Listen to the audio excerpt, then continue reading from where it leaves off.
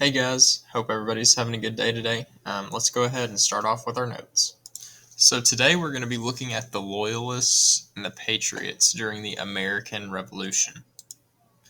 So guys, we know that our Loyalists are people that wanted to stay loyal to King George III. Also, they wanted to stay loyal to Parliament, which was the British version of government.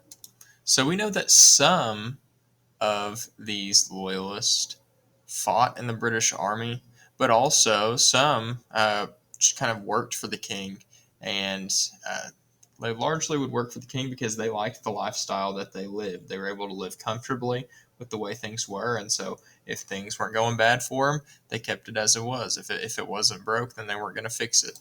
Guys, another interesting point about the Loyalists is some of them were wanting to stay loyal to the king out of fear. Some were afraid of the potential economic consequences of leaving King George III in Great Britain and starting their own country.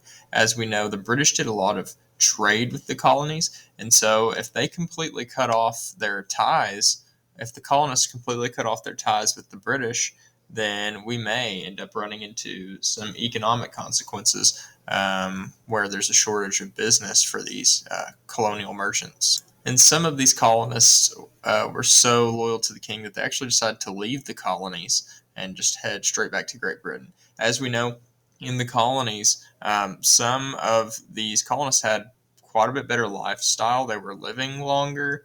They had more space to breathe because in Great Britain it was kind of crowded.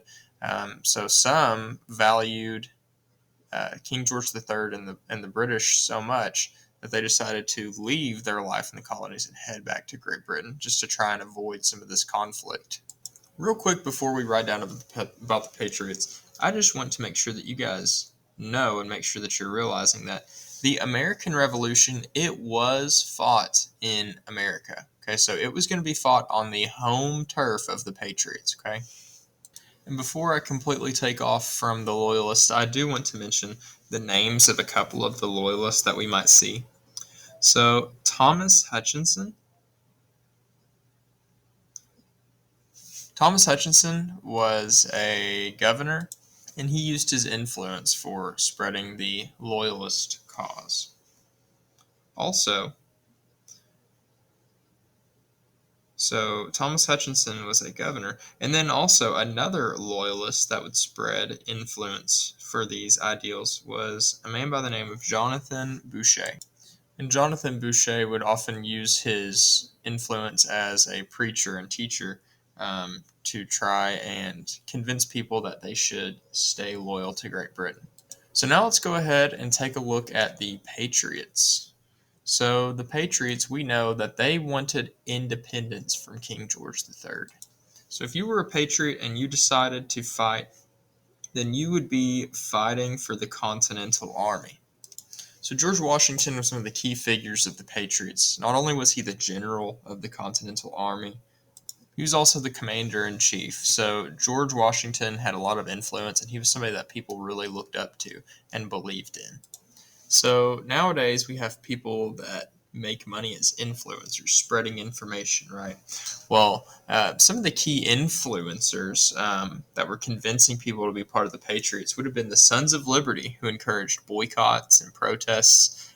Your Continental Congress, the First and Second Continental Congress, these delegates or representatives from different colonies would get together and discuss ideas for the fight for independence. And also, as we've talked about in class, Thomas Paine, who wrote the pamphlet Common Sense. And as we said, when something goes viral, so that means that it's spread around very quickly, and you can see it in a lot of different places. Well, Thomas Paine's Common Sense was viral in the way that everybody was reading his pamphlet, and it convinced many people, especially neutralists, to join the Patriot cause. There were many key figures for the Patriot cause. So you've got Samuel Adams, Paul Revere, Benjamin Franklin.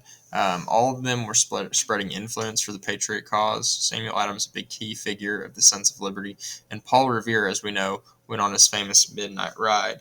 And then, of course, George Washington, as we've mentioned previously. And guys, also, we have talked about how there were the neutralists.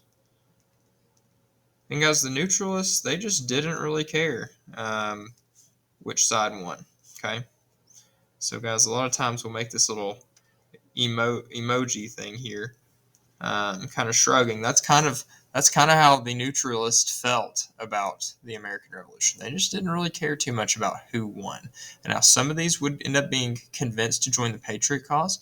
Maybe some would join the Loyalist cause, but mostly many of these neutralists started to join the Patriot cause following the Common Sense pamphlet.